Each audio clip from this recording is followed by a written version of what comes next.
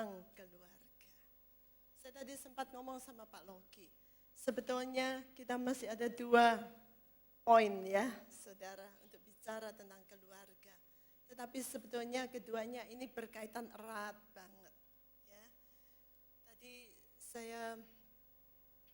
kita berdua ngomong-ngomong, kalau bisa diselesaikan malam hari ini, kami akan selesaikan malam hari ini. Ya. Nah, kalau saudara ingat 2 hal ini, kita masih ngomong tentang persatuan di dalam keluarga, ya, saudara. Dan poin berikutnya yang akan kita bicarakan malam hari ini adalah 2 hal, yaitu kasih yang mempersatukan dan karya Roh Kudus, ya.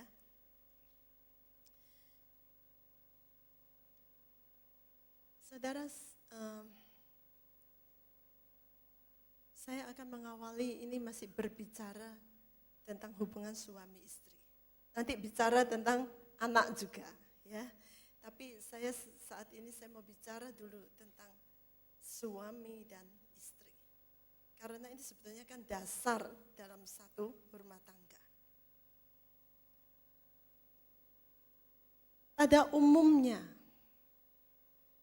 umumnya pernikahan itu diawali dengan cinta. Ya, saudara setuju enggak? Mungkin saja ada pernikahan yang tidak diawali dengan cinta, mungkin dijodohkan ya, seperti orang tua saya, mama dan papa saya, itu mereka tidak diawali dengan cinta. Bahkan diawali dengan belas kasihan. Ya, saudara sudah tahu kisahnya, kami sudah pernah ceritakan juga di tempat ini, bahwa mama dan papa saya itu dijodohkan. Jadi ketemunya sudah besar-besar, ya, tidak pernah ada waktu pacaran. Jadi mereka ditemukan, dijodohkan, kemudian pada waktu dijodohkan langsung melamar. Pada waktu melamar itu, mama saya itu melihat papa saya itu kok kasihan gitu ya. Soalnya modelnya mungkin melas gitu. Terus pakai dibentak-bentak sama orang tuanya. Jadi dia enggak tega untuk menolak. Ya. Jadi dasar pernikahan mereka tidak didasari oleh cinta. Saya sebetulnya kasihan sama mama saya. Saya enggak bisa bayangkan bagaimana sebuah pernikahan itu bisa berjalan kalau dasarnya itu bukan cinta. Kami menikah karena kami jatuh cinta. Karena Pak Loki jatuh cinta sama saya jatuh cinta sama Pak Loki. Jadi kami mengawali semuanya dengan indah, karena kami saling mencintai. Dan begitu saya masuk di dalam pernikahan, saya tahu bahwa ternyata cinta kami selama ini, yang mungkin pada waktu kami masih pacaran, kami merasa, kayaknya dunia ini milik kami berdua saja.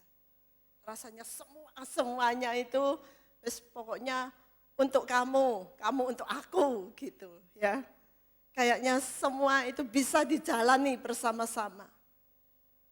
Ternyata setelah masuk dalam pernikahan, kami tahu bahwa cinta kami itu tidak cukup.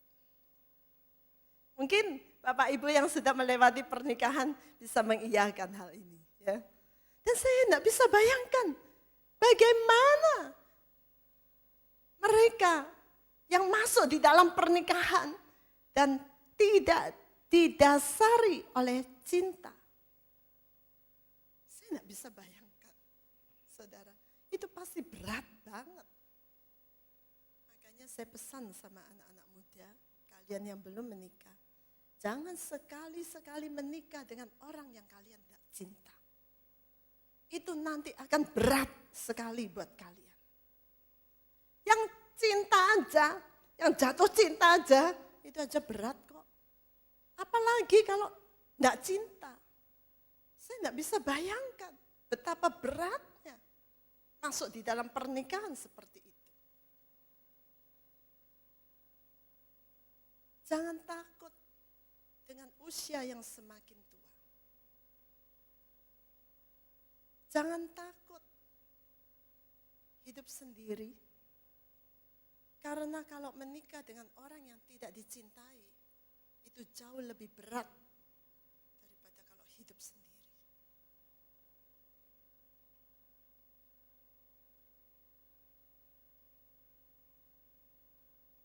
Pasti yang sudah menikah pasti ya, jauh lebih berat. Tapi ya kalau memang Tuhan memanggil kalian ya yang nggak apa-apa jalani saja. Tapi kalau saya sih yakin kalau Tuhan mempertemukan itu pasti kita tuh loh ada cintanya. Saya pernah didekati oleh seseorang. Kami satu persekutuan.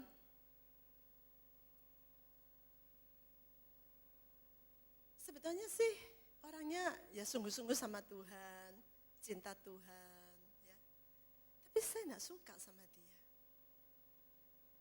Dia dekatin saya, ya, suka nganter saya ke persekutuan dan pokoknya ya sekali-sekali datang ke rumah. Tapi kalau dia datang saya selalu panggil kakak saya, nemenin saya untuk menemui dia. Karena saya tidak pernah merasa nyaman bersama dia. Dan saya tidak ada yang namanya cinta sama dia itu tidak ada. Sampai suatu saat dia tulis sesuatu buat saya, suruh saya bergumul dan sebagainya. Saya cuma gini, apanya yang mau tak gumulkan ya? Oh saya loh tidak ada hati sama sekali sama dia. Terus saya mulai tanya sama pemimpin rohani saya, soalnya dia bilang katanya dia yakin saya ini jodohnya dia dan sebagainya. Saya tanya sama pemimpin rohani saya, apa betul kalau orang gak cinta itu jodohnya Tuhan? Saya bilang. Terus pemimpin rohani saya bilang, ya mungkin nanti dengan berjalannya waktu kamu bisa senang sama dia. Tapi dengan berjalannya waktu saya semakin sebel rasanya. Kalau dia datang itu rasanya, kalau dengar dia ngomong itu rasanya membosankan buat saya. Lama-lama kalau dia datang, saya masuk ke dalam. Nanti saya suruh kakak saya aja yang nemoni gitu. Kamu aja yang nemoni gitu. Saya ogah ketemu sama dia. Dan saya dalam hati saya yakin, saya bilang gini, Tuhan, aku yakin kalau Tuhan memberikan aku jodoh, aku pasti cinta sama dia. Soalnya pada waktu itu saja saya sudah bisa membayangkan bagaimana saya mau hidup dengan orang yang saya sama sekali tidak punya hati. Saya bayangkan berapa jam aja ngomong sama dia saya sudah bosan. Apalagi nanti hidup barengan, melek mata lihat dia, sampai merem mata ada dia, apanya enggak tambah bosan. Ya. Jadi saya berdoa, Tuhan, aku enggak mau Tuhan kasih aku jodoh yang aku enggak cinta. Dan akhirnya, saudara, saya memutuskan. Waktu dia bilang, bagaimana pergumulanmu? Saya bilang, sorry, hasil pergumulanku adalah kamu bukan jodohku. Saya enggak mau lagi ketemu dia. Saya enggak mau lagi, pokoknya diajak ketemuan segala. Saya bilang sudah cukup sampai sini saja. Karena ternyata kita itu tidak berjodoh. Dan saya bersyukur, saudara, karena saya menemukan jodoh yang tepat. Dan Tuhan sediakan buat saya. Yang saya cintai dan yang mencintai saya. Jadi memang rumah tangga itu harus didasari oleh cinta. Tapi saya mau ngomong sekarang tentang macam cintanya. Ya.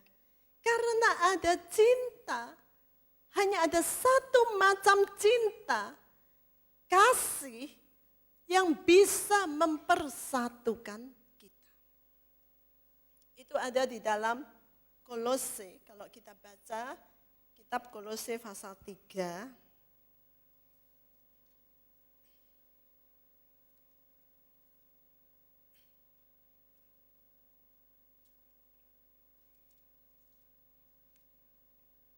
Kolose pasal 3 ayat 14. Di situ dikatakan demikian. Dan di atas semua itu, kasihlah yang menjadi pengikat kesempurnaan. Mungkin kalau di terjemahan LAI mungkin lebih bagus ya. Jadi kasih itu yang mempersatukan. Yang menyempurnakan kesatuan itu adalah kasih. Dan kalau kita melihat di dalam bahasa aslinya, kasih di situ yang dipakai adalah agape. Kasih agape. Yang kita tahu itu adalah kasih Tuhan sendiri. Ya. Kasih agape. Nah saudara, biasanya pada waktu kita itu mulai berpacaran, yang namanya biasanya jatuh cinta dalam pandangan pertama ya. Kemudian masuk di dalam masa-masa berpacaran. Itu biasanya cinta kita itu belum cinta agape. Cintanya itu biasanya yang dinamakan cinta eros. Cinta eros yang masih kecampuran macam-macam saudara ya. Kecampuran ego kita. Karena pasti kita tertarik, itu secara fisik awalnya pasti begitu. Tidak ada orang yang langsung cintanya itu, oh aku melihat rohmu. Aku tidak melihat secara fisik, aku melihat rohmu. Itu tidak ada saudara. Makanya biasanya orang kan jatuh cinta, katanya dari mata turun ke hati. Awalnya pasti dari pandangan kita. Ada sesuatu yang menarik dalam pribadi orang itu. Ya saya juga tidak tahu apa sih. Ya. Kalau saudara tanya sama saya, kenapa saya bisa jatuh cinta sama Pak Loki dulu? Sebenarnya saya juga tidak tahu. Ya saya dulu bercanda saya bilang, ya saya suka rambutnya. Ya, oh kalian tidak tahu dulu rambutnya Pak Loki bagus. Gelombang-gelombang begitu. Tapi sebetulnya juga enggak. Misalnya saudara tanya sama Pak Loki juga, apa yang membuat dia jatuh cinta sama saya? Mungkin dia juga enggak bisa jawab. Tapi ya otomatis kami itu awalnya juga pastilah lihat mengasihi itu secara fisik lebih dahulu. Itu yang namanya cinta eros. Masih penuh dengan ego. Cinta eros itu seperti itu ya. Masih penuh dengan ego, sifatnya posesif. Ya. Jadi kamu itu milikku, makanya biasanya cemburunya besar.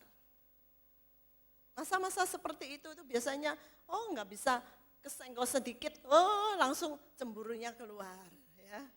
Misalnya ada pria yang ajak senyum gitu aja, waduh sudah itu bisa jadi keributan besar. Ya. Cemburunya besar, menggebu-gebu, berkobar-kobar, ya. Biasanya seperti itu. Dan pasti tercampur juga oleh nafsu segala. Itu yang namanya cinta eros.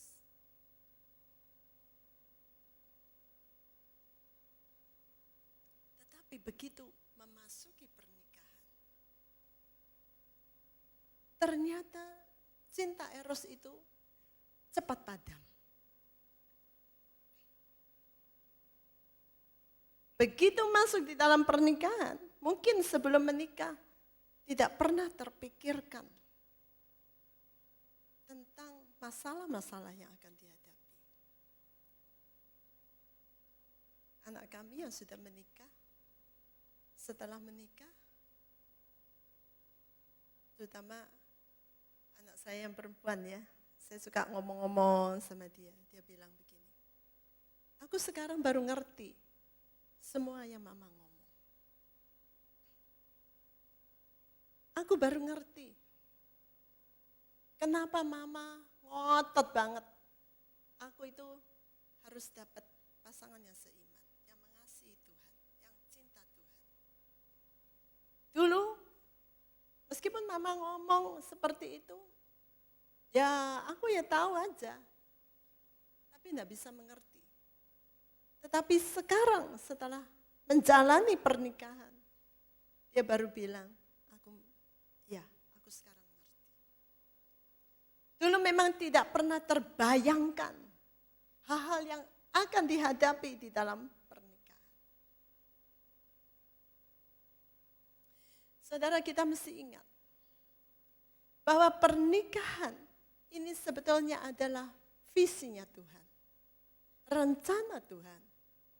Ya, pada waktu Tuhan mempertemukan Adam dan Hawa.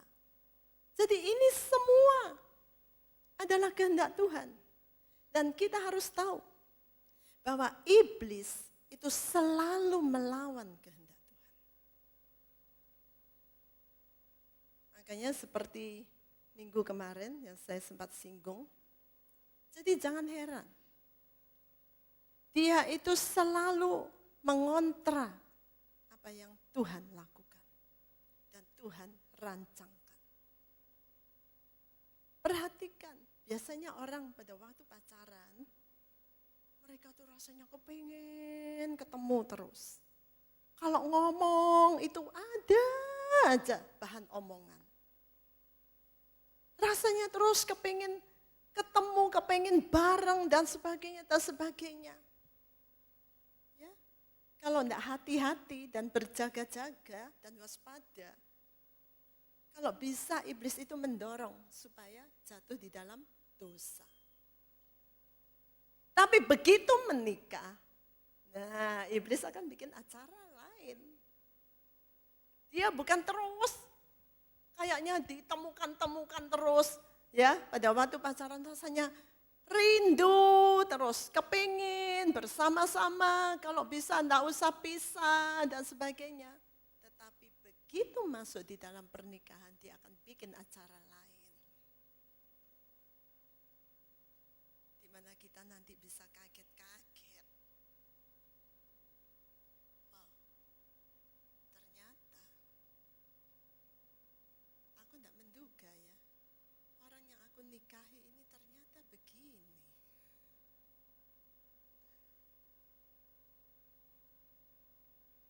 Dan kita mulai merasakan stres, kita mulai merasakan tekanan. Mungkin bukan hanya dari pasangan kita, tetapi dengan masalah-masalah yang timbul di dalam pernikahan. Kita mungkin tidak pernah memikirkan bahwa nanti suatu saat hanya masalah-masakan aja bisa timbul masalah. Ya. Hanya masalah nanti misalnya pulangnya tidak tepat waktu dan meleset-meleset janjiannya, itu bisa menimbulkan masalah besar. Ya, saudara, masalah-masalah kecil itu bisa jadi masalah besar. Dan cinta yang tadinya berkobar-kobar, karena itu namanya masih cinta kedagingan, itu nanti pelan-pelan bisa berubah. Berubahnya kemana?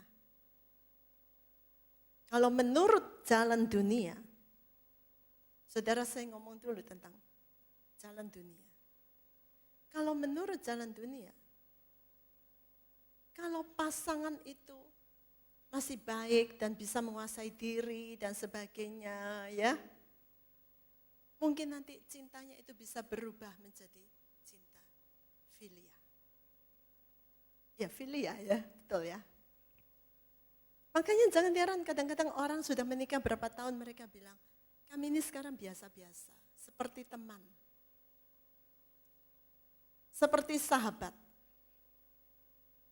Untung kalau masih sahabat.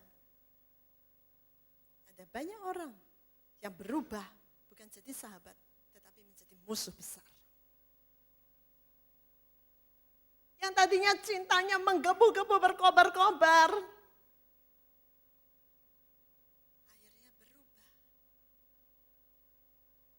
musuh besar. temu der, ngomong sedikit, rasanya aku bosen lihat mukamu, kalau bisa aku enggak lihat wajahmu. Melenek aku, enggak usah ngomong, kamu itu cerewet dan sebagainya dan sebagainya.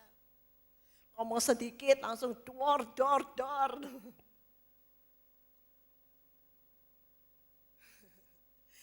Saya rasa itu melebihi musuh besar ya. Ya seperti itu. Itu jalan dunia. Sampai akhirnya enggak tahan, sudah pecah-pecah, pisah. Aku enggak bisa lagi bersama kamu. Aku enggak tahan lihat wajahmu, aku enggak tahan dengar suaramu. Aku enggak bisa lagi mengikuti cara-caramu dan sebagainya dan sebagainya.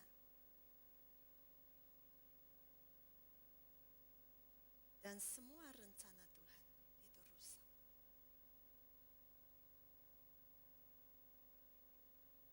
Tapi kalau kita ada di dalam jalan Tuhan, itu berbeda.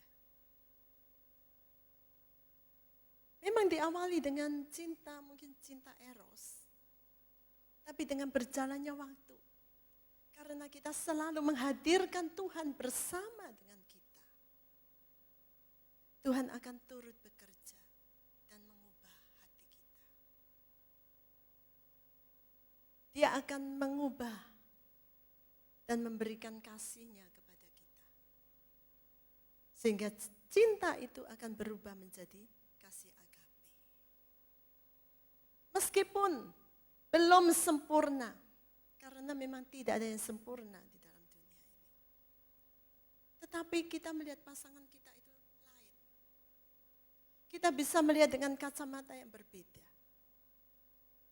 Cinta kita itu bukan luntur, tetapi berubah. Bukan lebih dari filia lain. Tapi kami tahu bahwa Tuhan memberikan kasih-Nya. Dan ini enggak bisa, saudara, kalau bukan karya Roh Kudus. Manusia siapa yang bisa punya cinta agape, kasih agape? Tidak ada. Karena manusia itu hanyalah daging yang penuh dengan ego sebetulnya. Tapi kalau kita mengikut sertakan Tuhan, itu pasti beda. Awal pernikahan kami, saya juga sudah sering sharingkan ini, saya harap saudara tidak bosan. Tapi ini pengalaman kami. Awal pernikahan kami itu sempat jauh dari Tuhan. Ya, mungkin juga karena waktu itu saya belum penuh Roh Kudus.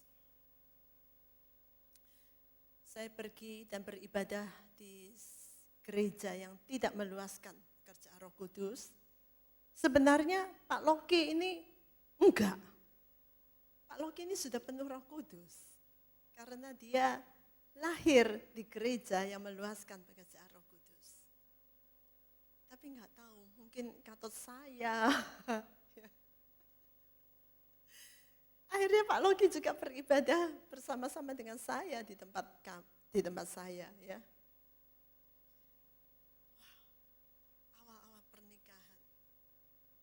Saya sekarang bisa ngomong, saudara, karena saya bisa membedakan bagaimana pernikahan yang sungguh-sungguh disertai Tuhan dengan yang tidak disertai Tuhan. Itu sangat mengerikan. Awal-awal pernikahan kami, itu rasanya sulit banget buat saya. Dan mungkin juga buat Pak Loki. Apalagi di awal pernikahan, itu kan awal penyesuaian. Dua-dua yang berbeda, kodratnya berbeda, karakternya berbeda, background-nya berbeda. Ini harus tinggal di bawah satu atap, bersama-sama, bahkan tidur di satu ranjang, barengan terus. Mungkin dengan kadang-kadang cara-cara berpikir dan memutuskan segala sesuatu itu berbeda semua. Kadang-kadang itu rasanya seperti nggak tahan. Nanti ngomong sedikit, tanggapannya lain. Saya ngomong dengan maksud begini, saya maksudnya A, Pak Loki menerimanya maksudnya B. Saya berusaha menjelaskan, tidak tambah baik, tapi tambah salah paham, seperti benang ruwet. Sampai saya akhirnya juga nggak ngerti, kamu tuh ngomong apa? Pak Loki juga nggak ngerti, kamu ngomong apa? Rasanya kami itu ruwet begitu. Saya sampai gini, ini menikah kok kayak gini ya? Ngomong kok gak bisa ketemu ya? Kok dia gak bisa ngerti saya? Tapi Pak Loki juga bilang, kamu kok gak bisa ngerti aku? Sampai saya bilang, bagaimana aku bisa ngerti kamu? Aku loh bukan malaikat. Mana aku tahu yang ada di hatimu. Dan Pak Loki juga bilang, aku juga gak tahu apa yang ada di hatimu. Apa yang kamu maksudkan? Dengan begini dan begini dan begini. Aduh saudara, itu sungguh-sungguh masa sulit buat saya. Sampai saya rasanya, lebih baik aku hidup sendiri aja. Rasanya lebih enjoy. Ngapain aku susah-susah? Terus mumpung masih baru, saya copot cincin saya kembaliin. Nih, buyar. Apa saya gitu. Saya berharap, oh dia ambil lagi cincin saya dan pakaikan kembali sama saya. Ternyata enggak, dia juga copot cincinnya. Mau apa? Nah saudara, tapi saya bersyukur bahwa Tuhan itu masih baik. Ya, masih baik. Kami melewati masa-masa yang sulit. Tapi saya bersyukur bahwa kami kemudian sadar kami tidak bisa begini terus. Dan akhirnya kami berbalik kembali lagi sama Tuhan. Ya. Dan saya bisa melihat bagaimana Tuhan bekerja, itu luar biasa. Hal-hal yang kami itu tidak mampu lakukan. Masalah-masalah yang dulunya itu terus terulang. Itu rasanya gak ada jalan keluar, sampai saya itu kadang bosen. Ini masalah, ini kok terus muncul.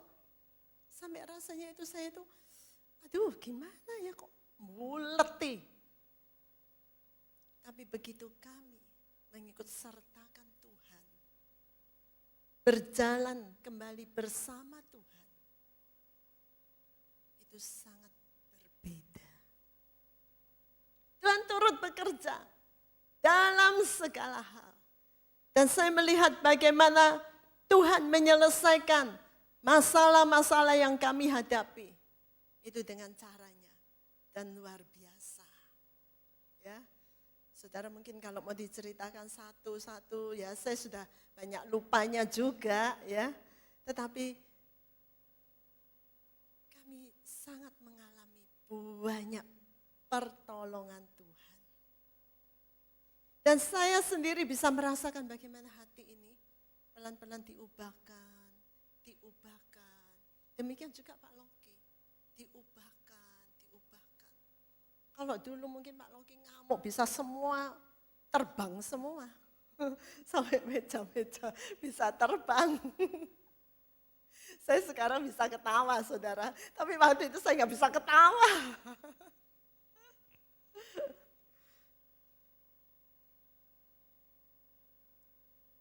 Dan kami tahu,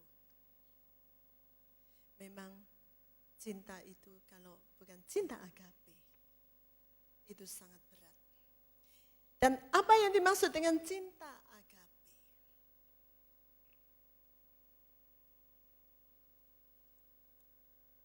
Makanya saudara, penting sekali di dalam pernikahan. Kenapa Tuhan berkata, hendaklah kamu menjadi pasangan yang seimbang, seiman, seimbang. Karena kalau enggak, itu akan berat banget. Nanti yang satunya mau ikut Tuhan, yang satunya enggak. Itu akan, saya juga enggak bisa membayangkan. Butuh kasih karunia Tuhan yang luar biasa untuk pernikahan seperti itu. Saudara, kalau kita baca di dalam 1 Korintus 13, di situ dijelaskan tentang kasih agape. Kasih agape itu adalah panjang sabar, murah hati, tidak cemburu atau iri hati, tidak menyombongkan diri atau mengangkat-ngangkat diri atau suka pamer, tidak memegahkan diri atau membanggakan diri, tidak berbuat yang tidak pantas, tidak mencari keuntungan bagi dirinya sendiri, tidak gampang terprovokasi. Itu dari terjemahan King James. Kalau di sini dikatakan tidak menghasut, tidak memikirkan yang jahat atau yang buruk-buruk. Tidak bersukacita atas ketidakadilan, tetapi bersukacita atas kebenaran. Menanggung semuanya artinya tidak menyebar-nyebarkan kesalahan orang lain. Percaya segala sesuatu, mengharapkan semuanya, tabah menanggung semuanya. Kalau kita masuk di dalam pernikahan, kita tahu bahwa kita memerlukan ini semua. Kalau kita tidak panjang sabar dengan pasangan kita tidak bisa mengampuni dan memaafkan. Kalau kita tidak murah hati, ya. Kalau suami tidak murah hati sama istri, itu akan menimbulkan banyak masalah. Saudara, kadang-kadang saya juga sedih kalau dengar beberapa istri cerita, wih, kadang-kadang itu uang belanja aja dibatasin. Saya gini, dalam hati saya, ini pembantu atau istri? Ya kalau memang suaminya enggak punya itu ya sudahlah. Saya tahu suaminya punya. Tapi kadang-kadang uang belanja seperti kasih pembantu aja. Setelah itu harus dirinci. Saya bersyukur bahwa Pak Loki tidak perlakukan saya seperti pembantu.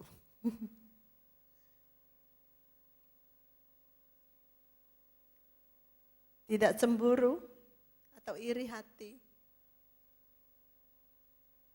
Ya, kasih agape. Ada banyak kecemburuan, itu merusak pernikahan. Ya, ada orang yang bilang begini, kalau enggak cemburu enggak sayang katanya. Ya, kalau cemburu wajar-wajar aja, ya enggak apa-apa lah. Itu lumrah, ya. Kita pasti enggak suka lah kalau kita lihat pasangan kita bersama orang lain. Kita pasti enggak suka. Dan saya juga tidak menganjurkan. Kalau kita sudah punya pasangan, terus kita juga sama orang lain kita juga enak aja. Rangkul-rangkul misalnya, terus akrab-akrab. Itu juga enggak baik, saudara. Kita juga harus menjaga perasaan pasangan kita. Saya sama Pak Loki, kami saling mengerti. Apa yang kami suka dan yang tidak suka. Saya tahu apa yang Pak Loki enggak suka, ya pasti saya enggak akan lakukan. Pak Loki tahu apa yang saya enggak suka, dia juga pasti enggak akan lakukan. Kami saling menjaga perasaan kami. Jadi makanya kami enggak perlu cemburu-cemburu, karena saya tahu hatinya, dia tahu hati saya. Saya pasti menjaga, ya saudara.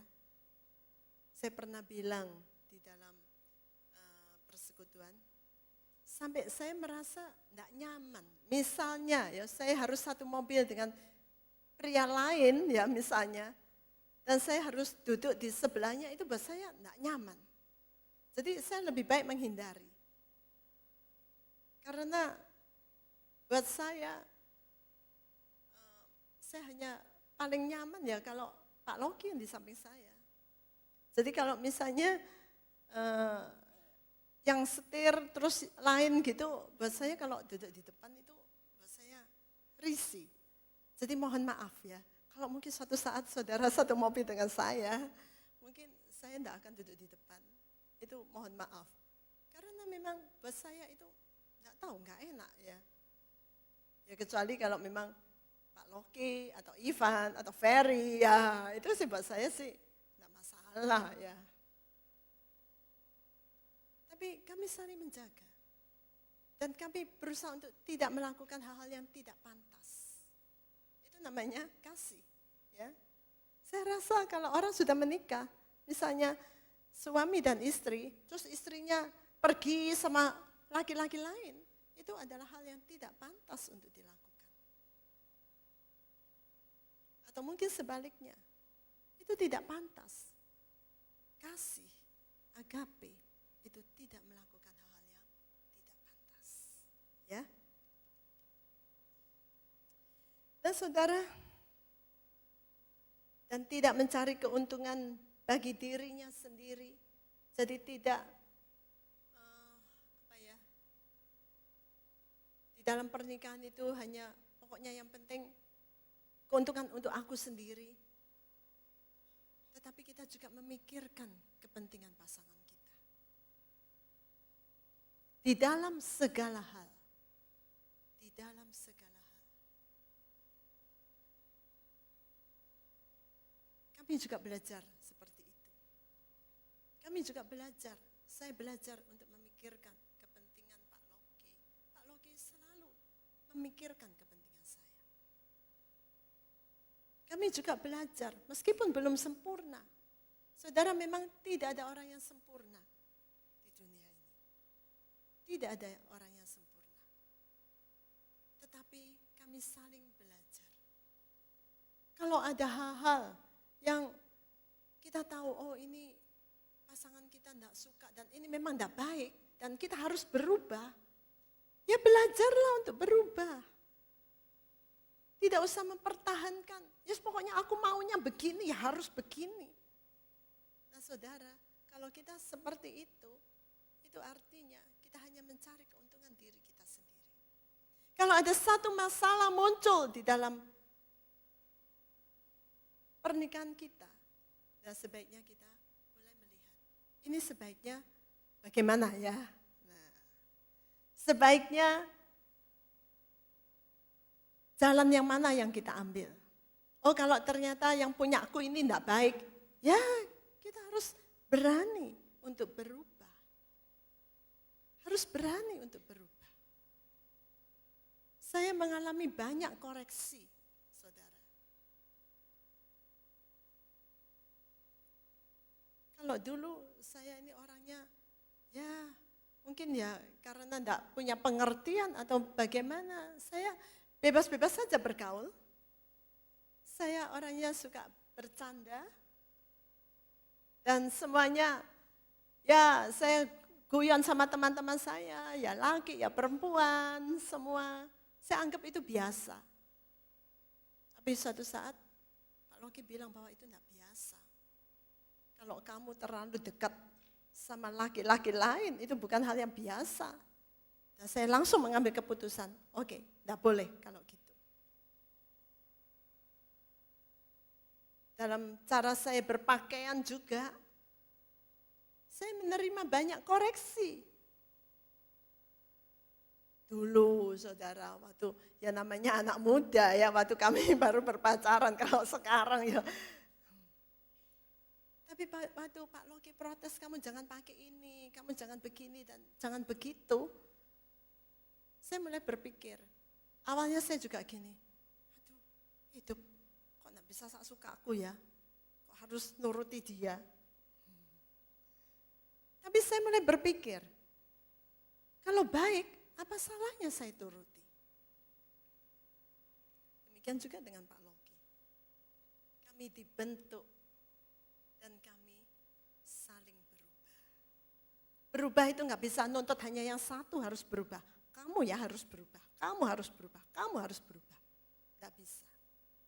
Itu artinya kita hanya mencari keuntungan bagi diri kita sendiri. Tetapi di saat kita tidak mencari keuntungan bagi diri kita sendiri, kita akan melihat sebaiknya bagaimana. Kalau memang harus berubah ya berubah. Apa yang jelek harus dibuang, harus diubah. Dan kita akan mencapai tujuan yang Tuhan mau. Ya. Kalau kita hanya terus mempertahankan pendirian kita dan mau kita, kita tidak akan menggenapi rencana Tuhan untuk pernikahan kita.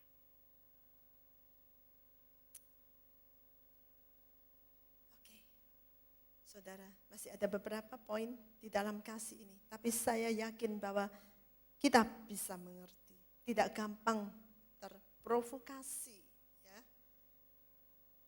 Emosi. Dan saudara, ini semua harus belajar, memang harus belajar. Tidak memikirkan yang buruk-buruk. Nah, biasanya itu kita itu begitu ya. Biasanya istri kalau suaminya sudah pulang-pulang, pikirannya ini macam-macam ya. Tapi kasih agape itu tidak seperti itu. Saya tahu bahwa semua ini kita tuh harus belajar. Tidak bersuka cita atas ketidakadilan, tetapi atas kebenaran. Menanggung semuanya artinya tidak menyebarkan kesalahan orang lain. Tidak ceritakan, dibeber-beber semua kesalahan suami, kesalahan istri, jelek-jeleknya suami, dibeber-beber kemana-mana, disebar-sebarkan kemana-mana. Percaya segala sesuatu. Dan mengharapkan semuanya dan tabah menanggung semuanya. Ya, saudara,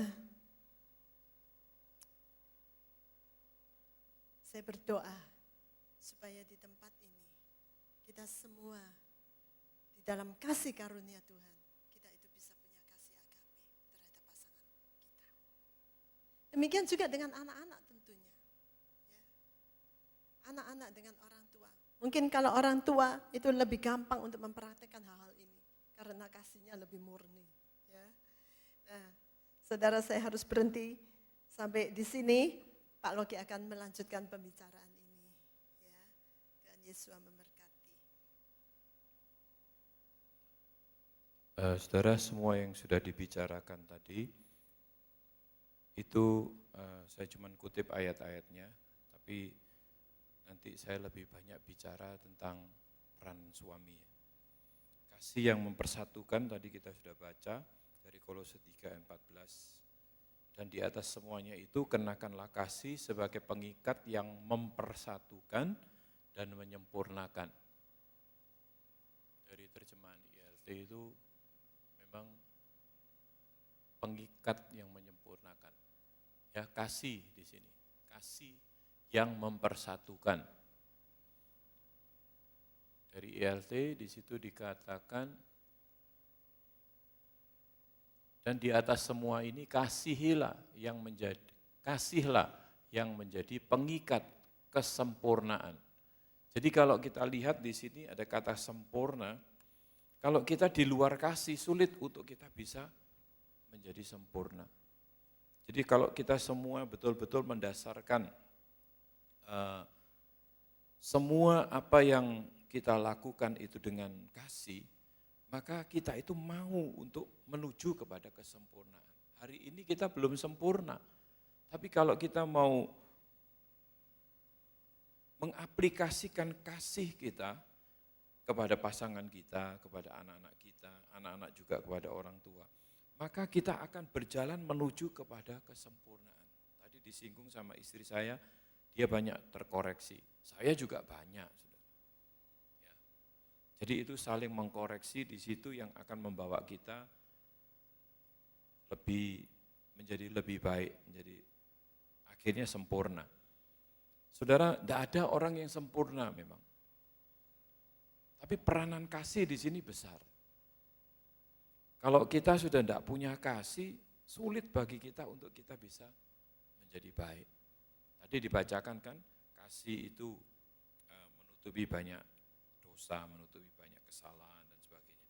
Memang prakteknya tidak gampang, saudara. Prakteknya tidak gampang. Satu kali pada saat, mungkin ini terjadi berapa tahun yang lalu, seorang suami, dia jatuh di dalam dosa. Dia sudah ngaku, minta didoakan, ngaku sama istrinya, ya istrinya bilang ya bisa memaafkan. Tapi berapa tahun kemudian, ya baru-barusan saja terjadi, istrinya jatuh selingkuh dengan pria lain. Suaminya nggak bisa terima, saudara. Kok bisa kayak gini? Kok bisa kayak gini? Jadi seperti itu kondisinya. Nah kalau kita nggak bisa memunculkan kasih, ya waktu datang kepada saya cuma bilang, ya mungkin istrimu bilang, dulu kamu lakukan itu, sekarang aku yang lakukan satu-satu. Saya nggak tahu sebelumnya, ternyata ya itu Pak yang diomong sama istri saya. Nah kalau seperti itu saudara, ya kapan sempurnanya? Kapan sempurnanya? Kasih kalau menutupi banyak dosa, tadi dibacakan 1 Korintus 13, tidak menyimpan kesalahan, dan masih banyak lagi ya, kita betul-betul bisa mengasihi. Dan ini tidak gampang memang. Dalam aplikasi dalam kehidupan kita tidak gampang. Tapi kalau kita perhatikan di sini, peranan kasih. Kasih yang mempersatukan dan menyempurnakan. Kasih ini yang akan membawa atau menjadikan hubungan ini menjadi erat, menjadi dekat, diikat satu dengan yang lain. Kasih. Ya.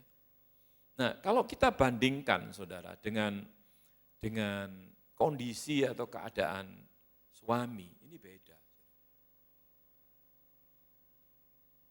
Oh, bukan beda, maksudnya itu kita bisa ngerti apa peranan suami dalam hal ini. Apa peranan seorang ayah, apa peranan seorang kepala keluarga.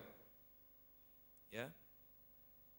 Jadi kalau kita lihat satu peranan dari suami, saudara, kita bisa tahu dari ayat-ayat yang diperuntukkan untuk suami. Saudara simpan dulu ya, kasih yang mempersatukan, kasih yang menjadi pengikat, yang menyempurnakan.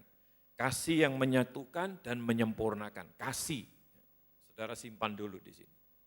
Kemudian kita tambah ayat ini. Di dalam Efesus pasal 5, kita sudah sering kali membaca ayat-ayat ini dan tahu.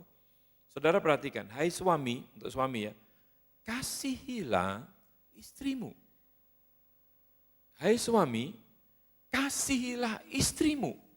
Sebagaimana Kristus telah mengasihi jemaat dan telah menyerahkan dirinya baginya. Hai suami, kasihilah istrimu. Tadi kita lihat kasih itu yang menyatukan dan menyempurnakan. Sekarang Tuhan berkata, hai suami, kasihilah istrimu. Saudara sudah bisa ngelihat enggak peranan seorang suami? Kasih itu yang mempersatukan, kasih itu yang menyempurnakan, kasih itu yang menjadi pengikat menuju kepada kesempurnaan. Nah sekarang ayatnya, hai suami, kasihilah istrimu. Sebagaimana Kristus telah mengasihi jemaat. Jemaat yang adalah tubuhnya. Untuk menguduskannya. Ini gambarannya kepala gereja itu adalah Kristus, tubuh jemaat ini. Digambarkan atau dianalogikan dengan kepala itu suami, tubuh itu istri. Sekarang firman-Nya kepada suami, suami kasihilah istrimu sebagaimana Kristus telah mengasihi jemaat. Seperti Kristus mengasihi jemaatnya. untuk menguduskannya sesudah ia menyucikannya dengan memandikannya dengan air dan firman, ayat 27, supaya dengan demikian ia menempatkan jemaat di hadapan dirinya dengan cemerlang, tanpa cacat atau kerut atau yang serupa itu, tetapi supaya jemaat kudus dan tidak bercela. Saudara, peranan suami itu ternyata yang membawa satu rumah tangga itu untuk bisa disempurnakan. Besar sekali peranan suami. Karena ayatnya berkata, hai suami, kasihilah istrimu. Berarti yang punya peranan untuk bisa membawa satu keluarga ini bersatu. Kemudian sampai sempurna peranan suami loh. Sebagai imam, sebagai kepala. Ini luar biasa, saudara. Saya sendiri kadang-kadang bayangkan, iya kalau dipikir-pikir kita ini bisa ngelihat ya. Saudara, saya ingin gambarkan begini aja. Mainan lagi nih saya.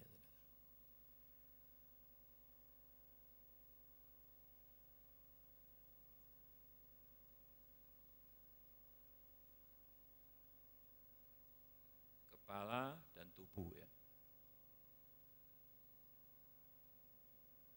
Jadi kalau kita lihat di sini, saudara, kepala adalah Kristus.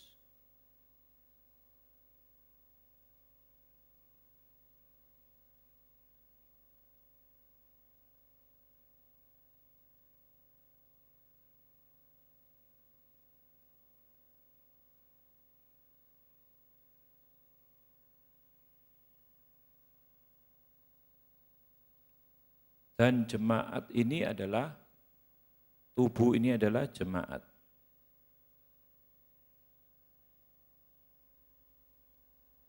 Nah kalau dianalogikan, saudara, kalau kita lihat, ya, di sini tadi suami,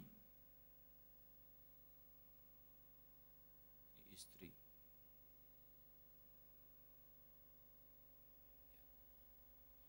Kalau kita perhatikan, saudara, kepala ini adalah Kristus tadi, jemaat di sini tubuhnya, suami dan istri. Nah firman-Nya kepada suami, hai suami, kasihilah istrimu sebagaimana Kristus telah mengasihi jemaat. Kalau kita sudah lihat di sini peranan kasih, ya.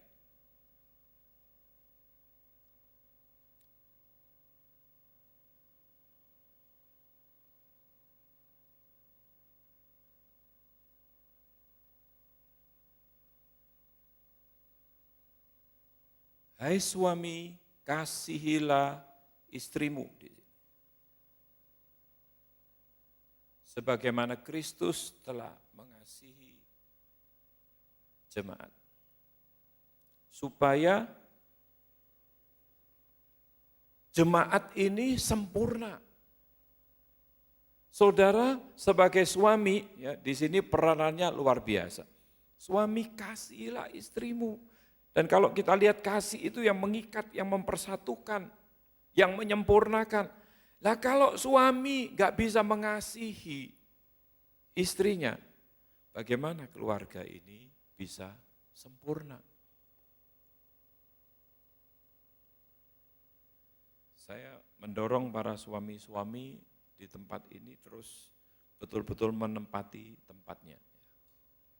Karena peranannya cukup besar. Kalau seandainya kebenaran ini tidak diajarkan, sehingga suami-suami tidak berperan di dalam satu rumah tangga, sulit bagi keluarga ini sungguh-sungguh bisa menggenapi apa yang menjadi rencana Tuhan. Kalau sudah terlanjur ya belajar lagi. Saudara, kalau saudara tadi teliti apa yang istri saya sampaikan, ya untuk saya pun memang saya tidak terlalu banyak ngomong, tapi oh iya gini, terkoreksi, ya ngalah, ya udah diam. Udah gini, dulu kalau Kalau dulu terkoreksi meledak gitu. Meledak. Lama-lama amunisinya habis mungkin. Diam. Ya seperti itu, Saudara. Tapi bukan berarti kemudian saya tidak ada pergumulan. Ada pergumulan. Tapi saya ngelihat di sini, suami kasihilah istrimu. Kasih itu ya sudah. Ini ya udahlah. Cuman kadang-kadang kalau saya pegel, cerewet banget sih ini. Cuman ngomong gitu. Itu sebetulnya itu sudah agak muncak juga sudah sebetulnya. Kok cerewet banget ya. Maksud saya udahlah, diam-diam tenang-tenang gitu. Cuman masalahnya ya kita mau menuju kepada kesempurnaan. Saudara, tidak gampang memang. Dua pribadi yang berbeda latar belakang sosial, ekonomi, bersatu menjadi satu, tidak gampang. Nah, kalau di sini kita lihat ya, ini akan berpengaruh kepada anak-anak.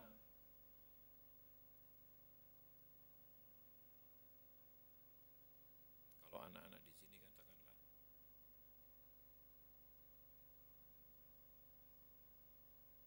ada satu pengaruh,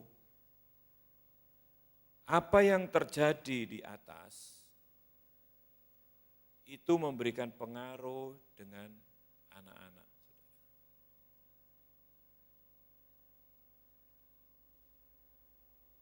Pengaruh kepada anak-anak, tanpa sadar. Kalau suami begitu bisa mengasihi istri, sebagaimana Kristus sudah mengasihi jemaatnya, untuk menyempurnakan jemaat. Peranan suami itu besar, saudara. Kenapa Tuhan angkat jadi kepala? Jadi kita betul-betul bisa membuat istri itu duduk di tempatnya, karena kasih seperti tumbuh sama tutup tadi ya, menerima wadah sebagai wadah yang mengisi kasih itu, mengisi cinta, itu suami. Nah dari sini saudara, tanpa disadari, pengaruh ke anak-anak ini juga jalan. Makanya kalau kita lihat bagaimana suami istri bisa membangun satu rumah tangga dengan pergumulan tentu ya, dengan pergumulan, tidak mudah jatuh bangun. Tapi kalau betul-betul sudah melewati masa-masa yang sudah ya seharusnya sudah katakanlah semakin dewasa di dalam Tuhan, ini akan pengaruhnya besar kepada anak-anak. Anak-anak itu melihat sesuatu. Anak-anak itu bisa bercermin. Kalau anak-anak kita masih kecil, masih belum bisa jadi patokan. Tapi kalau anak-anak kita sudah masuk di dalam rumah tangga, baru mereka, oh dulu mama papa gini, oh dulu gini, ada yang dilihat. Saya kasihan betul melihat anak-anak yang tidak bisa melihat satu gambaran pernikahan di dalam orang tuanya. Saya kasihan betul, seperti saya. Saya ini korban sebetulnya. Korban yang beruntung gitu aja. Saya nggak bisa ngelihat gambaran pernikahan itu bagaimana, nggak bisa ngelihat sama sekali. Bener gak bisa ngelihat saya. Gimana? Bayangkan aja gak bisa. Gak bisa lihat.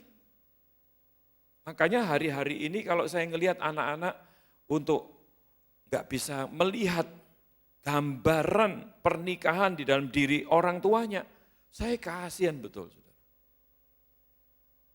Bersyukur kalau ada anak-anak muda bisa ketemu dan berani untuk mengungkapkan hatinya, ya ketemu saya bisa ngobrol dan sebagainya. Ini bersyukur, dia bisa, oh iya, dia bisa Saya bisa memberi gambaran. Nah, lebih bersyukur lagi kalau hari-hari ini saya ngelihat Ivan, karena dia sudah menikah. Sekarang ini kalau ada anak-anak muda yang belum menikah, bermasalah dan sebagainya, dia bisa memberi nasihat. Dia bisa memberi nasihat. Bagaimana bersikap sebagai suami, bagaimana? Pengalamannya masih belum banyak. Dari mana? Ya tentu dari apa yang dia sudah lihat. Saudara, saya dulu enggak berani, enggak ngerti kalau masih baru-baru nikah, kami membangun rumah tangga itu aja kalau itu tadi, istri saya memang pernah nyopot cincinnya. Nih, tak balik nih. Maunya apa? Tak copot lagi saya. Nih, nekat-nekatan nih. Maunya apa? Saya enggak punya bayangan, saudara. Enggak bisa, sulit mengerti. Datang capek-capek, dipecucui, di ini. Terus saya bilang ngomong baik-baik, ini, lu maunya apa? Lagi dulang itu. Saya tampel, saya harap dia terus diem. Enggak malah diem, tampil malah dibanting. Mau apa? Tak tinggal. Itu fakta loh, saudara. Fakta itu. Nah kalau saya ngelihat sekarang kayak Ivan, wah dia bisa konseling. Nanti ini acara YouTube, nggak ngundang kami itu, mengundang tak? Tak pikir wis dijalani sendiri, hebat juga. Saya belajar sebagai orang tua, sebagai ayah, ya. Sudah dewasa, ya lalu waktunya dilepas ya dilepas. Saya percaya kok, mampu. Ya, sehari-hari kan saya bisa ngelihat bagaimana sudut pandangnya, bagaimana memperlakukan istrinya, bagaimana memperlakukan anaknya, sikapnya dan sebagainya. Saya percaya. Ya, pengaruh ke anak-anak, dampaknya luar biasa. Setiap suami atau istri mau cerai, saudara, yang saya selalu kasih tahu dan garis bawahi, itu bisa begitu mengena. Sudah pikir panjang, anak-anak bagaimana nanti?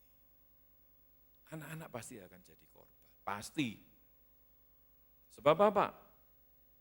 Anak-anak tidak dosa, tidak salah. Anak-anak jadi korban. Saya ini contohnya.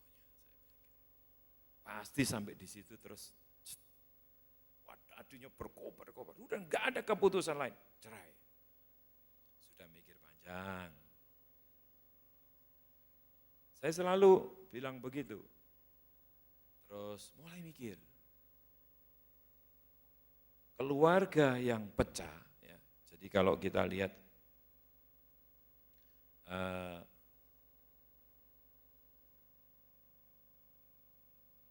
keluarga yang pecah, kenapa saudara kalau kita lihat gambaran sebutannya itu kan broken heart.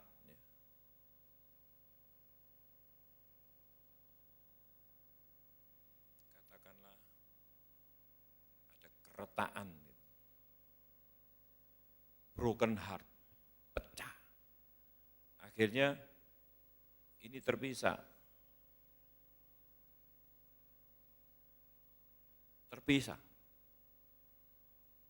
Makanya disebut rusak hatinya. Hati rusak, hati yang rusak, pecah. Ini korban. Seringkali ini terjadi pada anak-anak di mana orang tuanya cerai. Jadi broken home. Anak-anak yang korban rumah tangga hancur, rumah tangga pecah. Orang tua harus pikirkan ini. Kenapa terjadi rumah asuhan kami bangun? Karena saya melihat banyak yang seperti ini. Anak-anak ditelantarkan. Mereka nggak berdosa. Mereka nggak berdosa. Saya tanpa merasa bersalah untuk menerima siapapun mereka. Ada yang dibuang. Ada yang, makanya saya selalu pesan dengan teman-teman di sini. Hati-hati loh ya. Mereka itu sudah terbuang, tertolak. Terus kalian memperlakukan seperti itu, mereka akan mengalami ketertolaan kedua kalinya. Dan itu sulit loh untuk bisa memulihkan. Tidak gampang, saudara. Korban. Anak-anak yang menjadi korban. Saya bersyukur bulan depan ada satu yang akan divisuda. Sudah ditawari, kamu nggak lanjut S2, mau cari kerja dulu, silakan. IP 3,7 berapa? Ada beberapa yang lainnya masih kuliah, IP-nya juga 3,7, 3,85. Apa mereka anak-anak bodoh?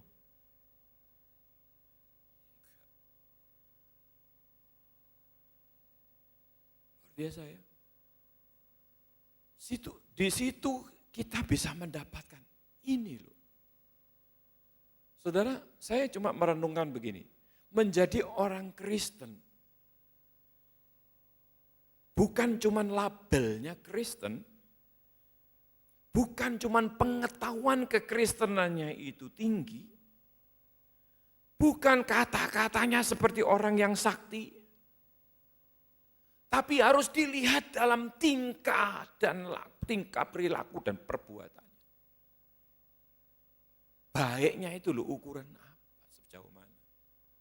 Ya memang ada kebaikan palsu, ada banyak di luar sana. Banyak, saudara. Tapi orang Kristen harus bisa menunjukkan satu good works. Pekerjaan-pekerjaan yang baik, yang Bapak sudah sediakan di dalam diri kita. Bukan kemudian berarti kita, ya yang penting kita iman, selamat, anugerah. Ya betul. Pertandingan belum selesai loh. Belum game over. Saya kemarin sempat beberapa jam, saya baca kumpulan orang-orang yang dibawa ke surga dan neraka itu. Kalau baca begitu ya, sama seperti Petrus. Petrus sampai bilang, kalau seperti itu halnya, betapa sulitnya kita harus hidup, betapa sucinya, betapa kudusnya. Gitu. Ya seperti itu, saudara. Sedangkan yang kita jalani di dunia ini dipenuhi, dikuasai oleh kuasa-kuasa kegelapan. Kita harus menjadi orang yang kudus. Daging kita, benihnya ini kedagingan, dosa. Ini kan tarik-menarik, seperti Rasul Paulus katakan. Ada dua keinginan yang tarik-menarik.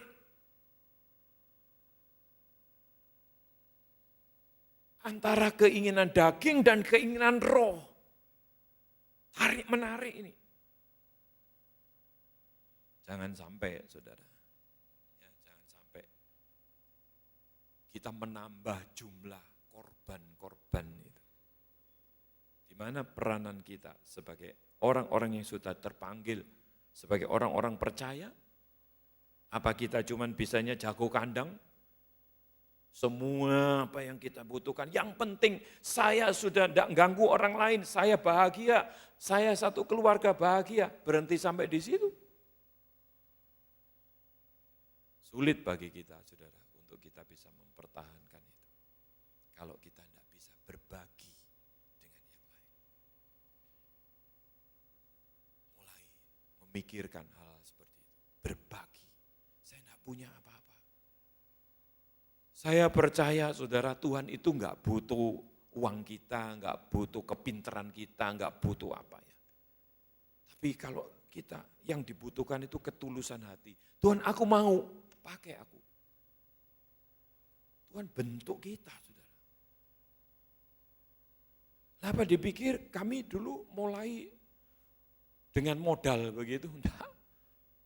Dihabisin dulu sama Tuhan.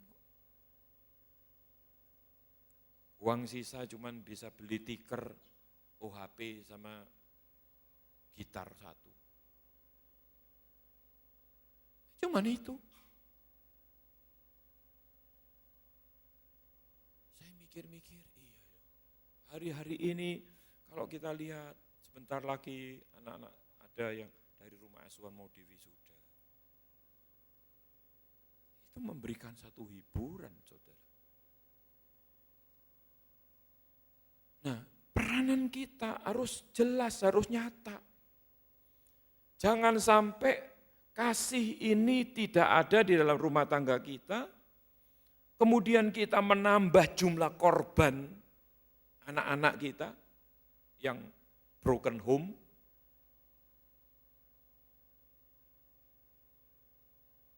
Tanpa kita merasa bersalah. Ada seseorang yang kecewa menjadi anak Tuhan, menjadi orang percaya. Saat istrinya sekarat, dia ketok dari pintu ke pintu, minta tolong. Dia enggak punya uang, enggak punya apa. Yang diketok itu adalah orang-orang tokoh-tokoh di gereja.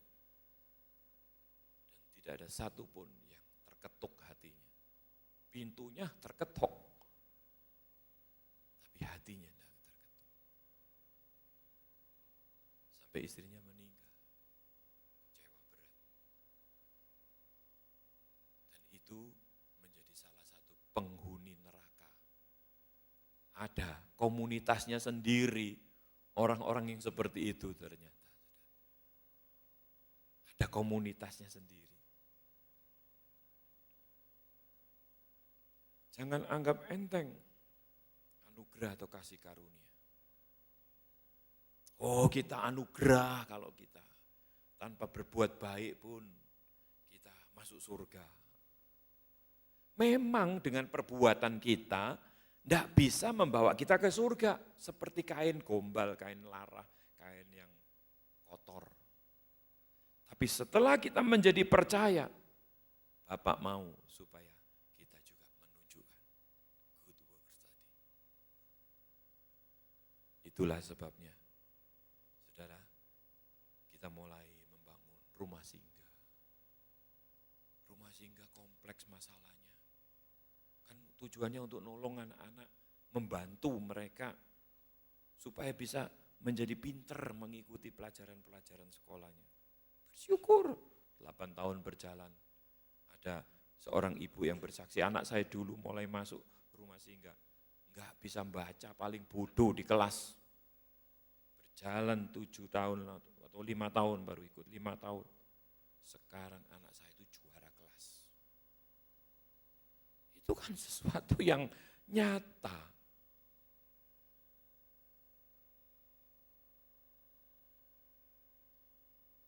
Kemudian bagaimana dengan yang putus sekolah? Ya, buka, kejar paket. Yang putus sekolah. Salah satu yang di sini dulu ikut kejar paket, kuliah, sekarang udah S1, mau ngambil S2 tahun depan. Dulunya putus sekolah. Saya pikir gereja harus bisa menjawab pergumulan-pergumulan ini. Saudara dan saya, ayo kita mulai dari keluarga kita dulu. Saya yakin kalau kita ini betul-betul menerapkan apa yang firman Tuhan ajarkan, hidup kita akan berdampak. Suami istri mengikatkan dengan kasih tadi, pengaruh ke anak-anak, sambil berbagi dengan yang lain. Orang lain bisa diberkati. Dan itu yang harus disuarakan, karena ini kebenaran. Saudara, pengetahuan-pengetahuan dari firman Tuhan penting bagi kita. Tapi pengetahuan ini tidak berarti apa-apa kalau tidak ada aplikasi dalam kehidupan kita. Pada saat kita bisa mengaplikasikan. Udah. Nah, ada perkecualian untuk suami-suami yang belum, ya biasanya Tuhan itu berangkat atau mulai dari istrinya. Ada banyak juga ya dalam perjalanan di tempat ini yang istrinya dulu, kemudian suaminya dijamah, akhirnya suaminya menempati tempatnya. Ada banyak. Puji Tuhan. Nah, ini satu kehidupan sehari-hari yang dunia lihat. Dunia bisa tertarik atau tidak, masalahnya ini, saudara. Kalau kita justru menambah jumlah bilangan orang-orang yang broken tadi, ya, berat. Untuk kita yang bergereja pun berat. Tapi kita rindu di tempat ini. Ya, dengan tantangan yang ada, yuk kita bersatu. Tadi diterapkan dalam keluarga, sedangkan kasih ini juga kita harus terapkan dengan sesama.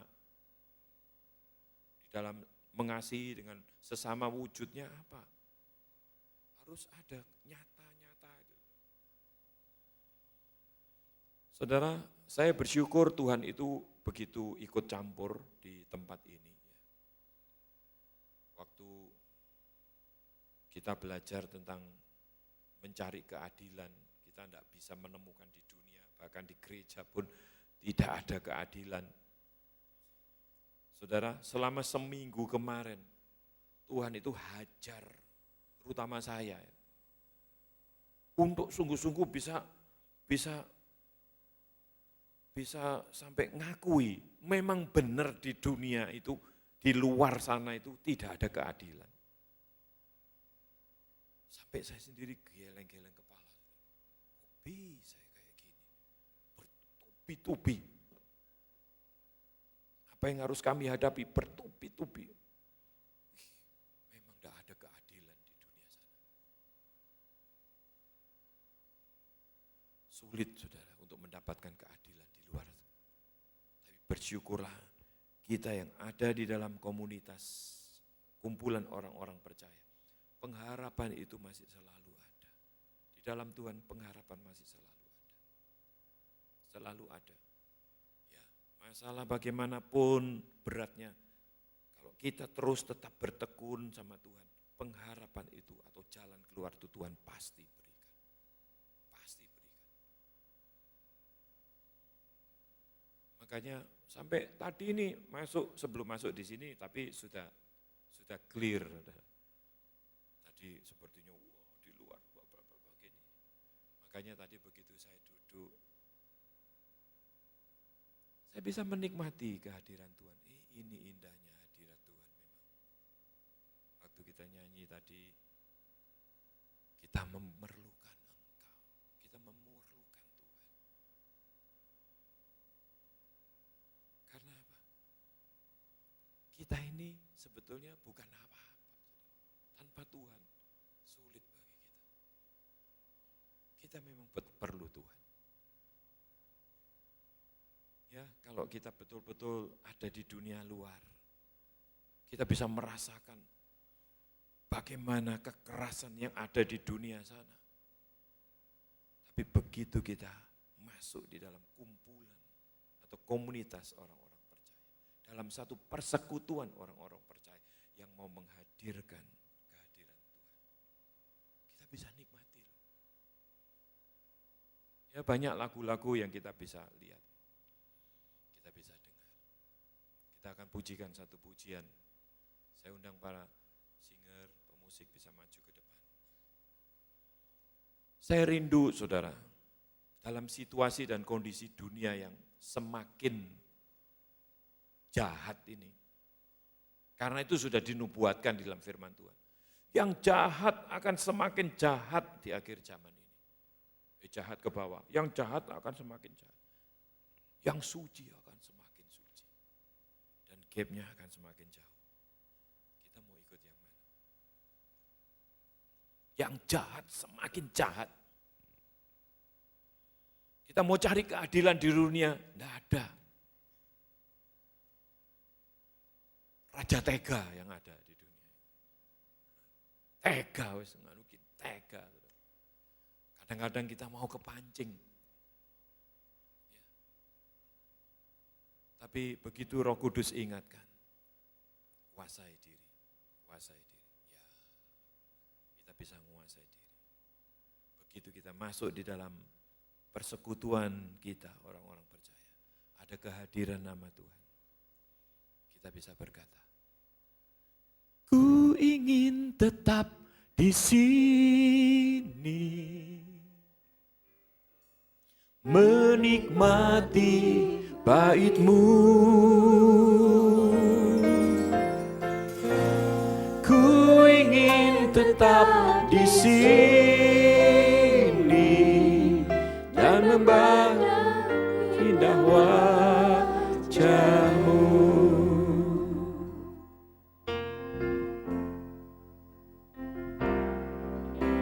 Sinar kemuliaan-Mu Bapa memenuhi sekelilingku, ku rasakan hadirat-Mu, menenangkan jiwaku, ku ingin tetap tinggal bersamamu. sinar kemuliaan-Mu. Sinar kemuliaan-Mu Bapa, Tanpa Tuhan sulit bagi kita memenuhi untuk kita ini bisa membaca situasi zaman. Mulai dari keluarga kita, hadirat-Mu, jangan sampai kasih itu menjadi hambar. menenangkan jiwaku, Hadirkan Tuhan di tengah-tengah keluarga kita. tetap tinggal Sampai semua kita bisa berkata, ku ingin tetap di sini, menikmati bait-Mu. Ku ingin tetap di sini